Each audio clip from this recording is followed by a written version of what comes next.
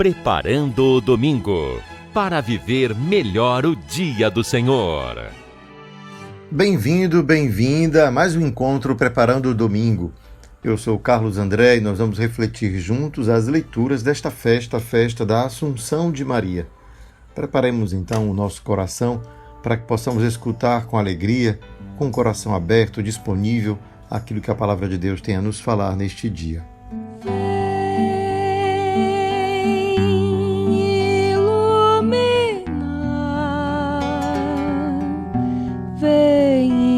Inspirar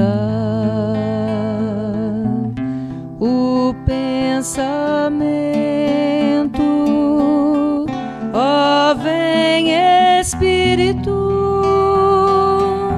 língua de fogo, chama de amor, sopro de paz. A liturgia de hoje nos oferece a primeira leitura como um trecho extraído do livro do Apocalipse de São João, que diz assim: Abriu-se o templo de Deus que está no céu, e apareceu no templo a arca da aliança. Então apareceu no céu um grande sinal, uma mulher vestida de sol, tendo a lua debaixo dos pés, e sobre a cabeça uma coroa de 12 estrelas. Então apareceu outro sinal no céu, um grande dragão, cor de fogo, tinha 7 cabeças e 10 chifres, e sobre as cabeças 7 coroas. Com a cauda varria a terça parte das estrelas do céu, atirando-as sobre a terra. O dragão parou diante da mulher, que estava para dar à luz, pronto para devorar o seu filho, logo que nascesse. E ela deu à luz um filho homem, que veio para governar todas as nações com cetro de ferro. Mas o filho foi levado para junto de Deus e do seu trono. A mulher fugiu para o deserto, onde Deus lhe tinha preparado um lugar. Ouviu então uma voz forte no céu proclamando: Agora realizou-se a salvação, a força e a realeza de nosso Deus e o poder do seu Cristo. Essa palavra do Apocalipse, é claro que logo nós nos recordamos exatamente por termos hoje a festa da exaltação, da Assunção de Maria, ela que, tendo participado da vida de Cristo, por ter dado a ele a sua carne, a sua vida, não é? Afinal, Maria recebeu no seu corpo aquela semente que depois formou, portanto, o corpo do Salvador, este corpo ressuscitado que nós proclamamos pela fé, que antecipa, portanto, e nos concede por adoção a mesma graça de um dia não permanecer na morte, mas sermos vitoriosos da morte, fazendo, portanto, a nossa passagem para a vida eterna. É esta presença de Maria junto a Jesus que celebramos hoje, porque, de certa forma, ou melhor dizendo, ela de fato antecipa aquilo que nós todos desejamos um dia também viver, que na vida possamos passar pela morte para encontrar a ressurreição, ou simplesmente encontrarmos-nos com o Senhor. Aquilo que Maria viveu é aquilo que todos nós, como cristãos, temos como esperança, uma esperança que ultrapassa todos os limites, digamos, da expectativa, porque afinal, quem de nós poderia aumentar um só dia a sua vida, se assim Deus não permitisse? Afinal, quando o respiro se vai, nada mais é possível fazer. Dessa forma, ter a consciência da morte como uma passagem para a vida é possível apenas se confiamos na ressurreição. E a Assunção de Maria nos ensina. Uma pessoa, Maria, aquela que esteve mais unida ao seu filho Jesus, é a primeira a participar deste grande milagre da vida, que possamos recuperar a vida na ressurreição com Cristo. É por isso que o livro do Apocalipse, quando nos oferece essas imagens fortes, imagens certamente hiperbólicas, né, que exagera, que amplifica as coisas, tem essa intenção de mostrar o quanto é extraordinário aquilo que aconteceu, o quanto é realmente sem medida as consequências daquilo que ocorreu com o nascimento de Jesus.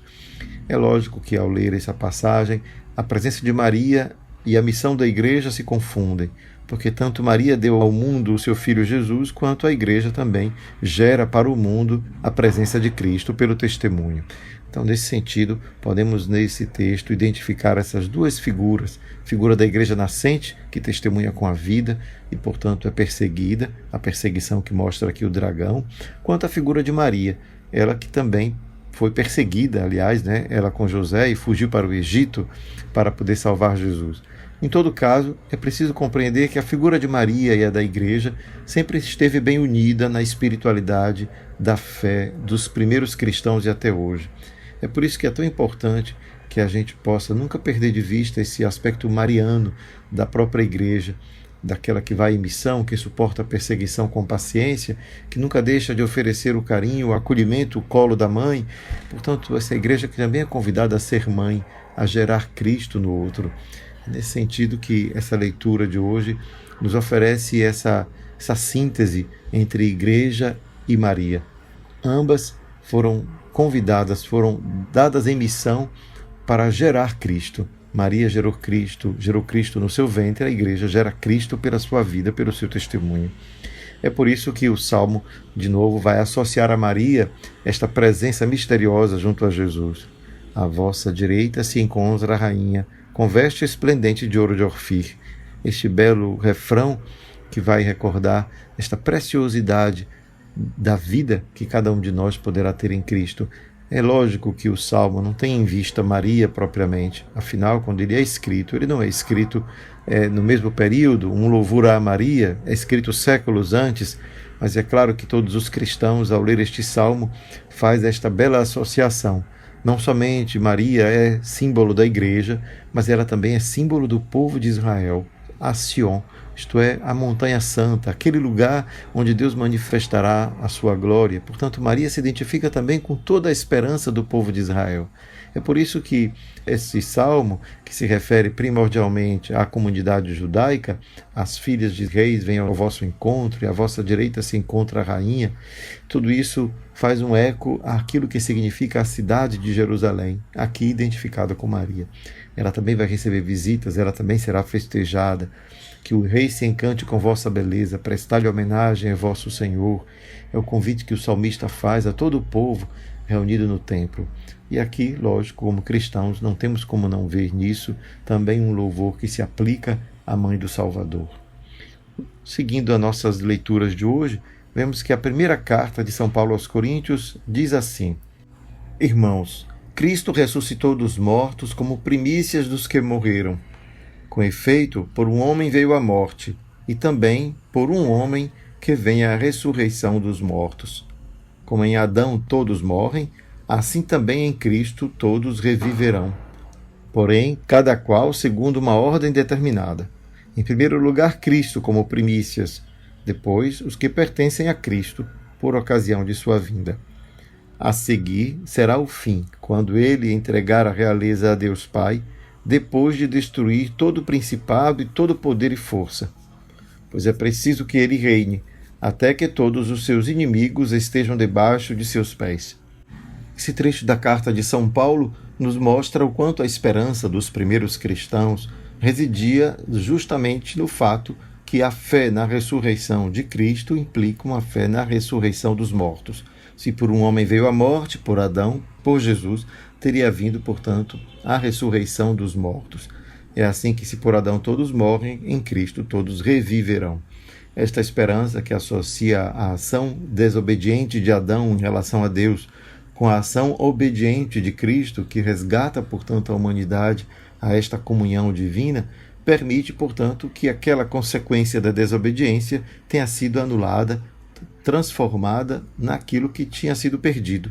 Tinha sido perdida a vida se recupera pela obediência de Cristo. E Cristo, com esse exemplo, como este modelo, assim como Adão é modelo para toda a humanidade, Cristo também se torna esse modelo, esse arquétipo, né? Se quisermos dizer uma expressão mais ligada à psicologia, esse arquétipo, esse modelo para toda a humanidade, de maneira que ele se torna a razão para podermos crer na ressurreição que chegaria a cada um dos que morreram, não somente a Cristo. Por isso que quando Paulo fala da ressurreição, fala de uma ressurreição que alcançará a todos aqueles que morreram depois de Cristo. E é lógico, se aquela vida que nós esperamos receber na morte, ela alcança primeiro a Cristo, depois os que pertencem a Cristo, podemos dizer que Maria é aquela que mais próxima a Cristo está. Afinal, foi na sua carne que Cristo foi gerado. E é por causa deste privilégio de Maria, de ter sido a mãe do Salvador, que nós acreditamos que ela já esteja junto a Jesus como primícia. Assim como Jesus é a primícia, ela também, associada a ele, se torna a primeira, depois de Cristo, a participar desta vida, desta herança que todos nós recebemos por adoção. Afinal, Cristo é o Filho e nós somos filhos em Cristo por adoção. Cristo nos adota, Deus nos adota em Cristo. É nesse sentido, então, que podemos dizer que a festa de hoje, que é, na verdade, recordar a todos nós o destino sobre-humano, o destino sobrenatural que cada um de nós deve almejar.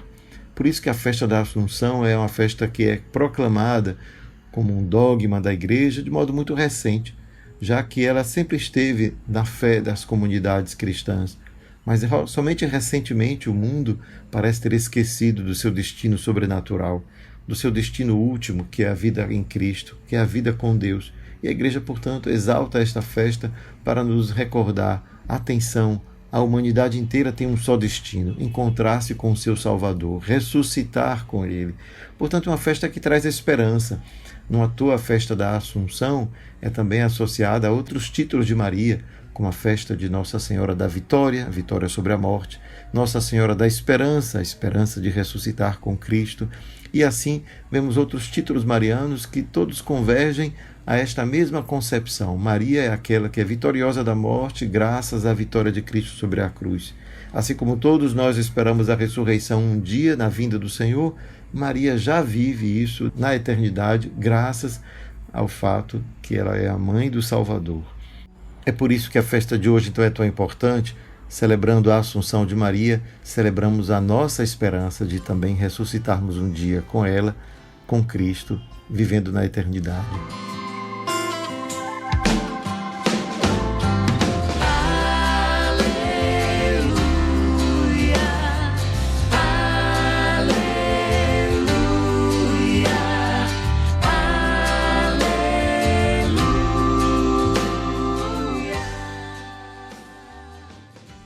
Naqueles dias, Maria partiu para a região montanhosa, dirigindo-se apressadamente a uma cidade da Judéia. Entrou na casa de Zacarias e cumprimentou Isabel. Quando Isabel ouviu a saudação de Maria, a criança pulou no seu ventre e Isabel ficou cheia do Espírito Santo. Com um grande grito exclamou: Bendita és tu entre as mulheres e bendito é o fruto do teu ventre. Como posso merecer que a mãe do meu Senhor me venha visitar? Logo que a tua saudação chegou aos meus ouvidos, a criança pulou de alegria no meu ventre. Bem-aventurada aquela que acreditou, porque será cumprido o que o Senhor lhe prometeu.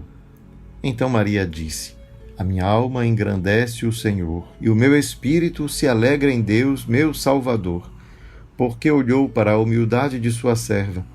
Doravante, todas as gerações me chamarão bem-aventurada, porque o Todo-Poderoso fez grandes coisas em meu favor. O seu nome é santo, e sua misericórdia se estende de geração em geração a todos os que o respeitam. Ele mostrou a força de seu braço, dispersou os soberbos de coração, derrubou do trono os poderosos e elevou os humildes. Encheu de bens os famintos e despediu os ricos de mãos vazias. Socorreu Israel, seu servo, lembrando-se de sua misericórdia, conforme prometera aos nossos pais, em favor de Abraão e de sua descendência para sempre. Maria ficou 3 meses com Isabel, depois voltou para casa. No Evangelho de hoje nós encontramos um trecho bem conhecido da nossa fé. Maria, que é aquela que recebe o anúncio de que será a mãe do Salvador, não fica em sua casa esperando este dia chegar, mas vai ao encontro de sua prima Isabel, o que revela já desde este momento o quanto o coração de Maria era um coração muito longe daquele coração narcisista, egoísta, individualista, tão conhecido nosso, Porque tantas vezes somos nós que agimos assim. Maria não se envaidece pelo fato que recebeu uma grande missão, um grande mandato da parte de Deus mesmo, imagina só, da parte de Deus, mas ela vai ao serviço, ela se põe a serviço, ela se põe em marcha, ela se põe em caminho, ela vai, e é disso que se trata a fé. A fé significa que cada dom recebido é uma missão, um compromisso que se assume com a vida. É assim então que nós vemos o quanto Maria, nessa forma de saudar e ser saudada pela sua prima Isabel, manifesta a sua total intimidade com aquilo que eram as esperanças do seu povo. A minha alma engrandece o Senhor e o meu espírito se alegra em Deus, meu Salvador, porque olhou para a humildade de sua serva. Aqui tem todo um programa de vida. Afinal, Maria não somente não se envaideceu, como ela engrandece aquele que deu a ela tudo, o seu Espírito do Senhor. Ela engrandece o Senhor e o seu Espírito se alegra nele, porque reconhece desde o início que aquilo que ela é por causa dele. A sua humildade não poderia, digamos, gerar outra compreensão. É dali então que brota tudo. Tudo que somos porque de alguma maneira a graça de Deus nos permitiu. É assim que São Paulo nos ensina quando diz: pela graça de Deus eu sou o que sou. E ali Maria, então, aquela que vai depois anunciar em seguida no seu canto o grande louvor que ela faz a Deus, manifesta a sua grandeza. Afinal, Maria se conecta com a história do seu povo. Doravante as gerações me chamarão bem-aventurada, porque o seu nome é santo e a sua misericórdia se estende de geração em geração. E cada frase de Maria, que nós sabemos, ecoa a frase de uma outra mulher também importante, forte no Antigo Testamento, Ana. Sabemos o quanto este canto é inspirado no canto que Ana também diz diante do templo, diante do sacerdote no templo, ao receber, portanto, a notícia de que será mãe. E aqui vemos essa conexão de Maria, através da pena do evangelista Lucas, como toda a vida do seu povo estava ali, junto dela. Derrubou do trono os poderosos e elevou os humildes. Que palavra revolucionária seria essa, diante de uma situação de corrupção, de autoritarismo? Afinal, sabemos que logo em seguida o nascimento dessa criança, Herodes vai perseguir Maria e José e a sua criança. Portanto, dizer derrubou do trono os poderosos e elevou os humildes é uma palavra revolucionária. É uma palavra incômoda, justamente àqueles que detêm um certo poder. E vemos o quanto as outras frases de Maria são também frases fortes: encheu de bens os famintos e despediu os ricos de mãos vazias. Meu Deus, o quanto seria transformadora uma palavra como essa, um anúncio como esse, em um mundo em que a opulência, em que a sofisticação parece ser um tapa na cara daqueles que trabalham duro para conseguir o seu sustento e ainda assim passam humilhação. São muitas vezes desconsiderados, são tantas vezes ignorados, não somente pelos poderes públicos, mas pelos seus próprios companheiros. Quando percebemos, por exemplo, a truculência da polícia, os maus tratos quando vão aos serviços públicos para obter algum tipo de benefício que é do seu direito, quando tantas vezes veem o seu próprio direito ser pisoteado por juízes iníquos, todos aqueles que detêm poder e riqueza. Então vemos o quanto este anúncio de Maria é realmente desafiador, porque crer que Deus vai encher de bens os famintos e despedir os ricos de mãos vazias deveria nos encher de temor, para perceber o quanto seria necessário, se não fazemos por amor ao próximo, que seja pelo menos por temor a Deus, a justiça e a verdade que precisamos que prevaleça. Então é necessário perceber quanto neste canto de Maria há uma profunda conexão com a vida e o sofrimento do seu povo, e ao mesmo tempo uma profunda tomada de posição diante daqueles que detêm o poder e a riqueza deste mundo. Portanto, não é uma palavra indiferente, que deixa cada um faça o que quiser e que Deus vai tomar partido um dia segundo a consciência. Ela sabe, ela tem consciência de que lado Deus está, de que lado Deus vai estar naquele dia em que todos nos apresentaremos diante dele. Por isso que essa palavra de Maria é revolucionária, porque ela desafia a situação social do nosso tempo, desafia esta comodidade, esta normalidade em que tantas vezes nós parecemos viver porque ignoramos que Deus tem um lado na história. Deus não fica do lado daqueles que oprimem, daqueles que esbanjam riqueza e, portanto, deixam outros na pobreza, na miséria, na penúria, os famintos dos nossos dias. Os famintos dos nossos dias clamam aos céus. É por isso que esse canto de Maria revela muito daquilo que significa ter fé. Significa ir ao encontro, marchar, sair da sua zona de conforto, sensibilizar-se pela vida do outro e perceber como na história Deus não fica indiferente diante do mal e da injustiça. É por isso que este canto de hoje, esta festa da Assunção, é também uma recordação de que quando nós estivermos na mesma posição de Maria, de recebermos o dom da ressurreição e da vida eterna, este dia se chamará o dia do juízo final, quando Deus há de vir. Essa é uma esperança difícil para que a gente possa imaginá-la concretamente na história, mas é uma esperança que reside no horizonte moral profundo, porque nos diz que, embora a justiça neste mundo possa não permitir que todos possam ter o seu direito garantido, que a justiça nem sempre chega para todos, nós temos a esperança de que Deus não fica indiferente às injustiças históricas, que diante de Deus nada passa. Essa é a única esperança que nutre um coração daquele que espera estar do lado certo, quando no juízo Deus haverá de discernir e separar o joio do trigo. É por isso que essa história, essa leitura de hoje de Maria é inspiradora.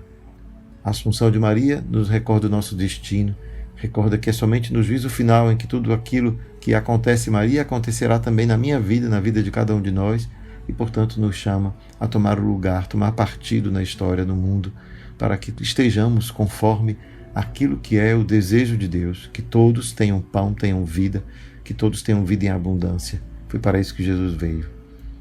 Coloquemos-nos, portanto, em atitude orante para pedir a Maria, que está junto de Jesus, a força e a coragem que ela também teve como mulher no seu tempo, levando consigo o Salvador do mundo. Neste dia, Senhor, pedimos por Maria, a tua mãe querida, que ela esteja ao nosso lado nas dores, nas alegrias dos nossos dias, que ela esteja sempre junto a cada um e cada uma daqueles que clamam o teu nome, que ela possa vir em consolo, com um colo de mãe, com o carinho, mas também com a audácia e a coragem que ela manifestou nas vezes em que no Evangelho ela nos dá o seu exemplo, o seu testemunho.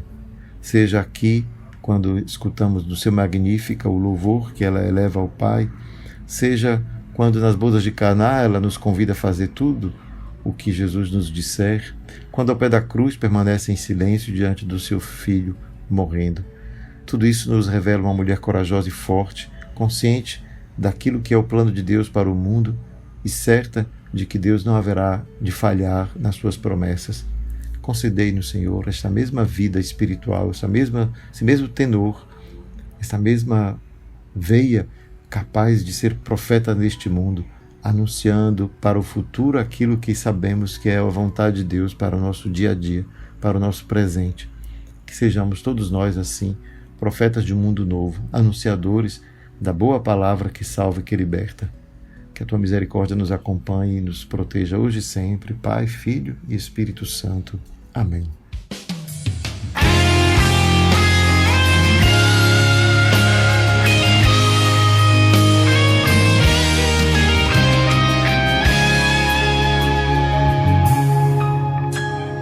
Quando teu pai revelou o segredo a Maria, que pela força do Espírito conceberia, a ti, Jesus, ela não hesitou logo em responder: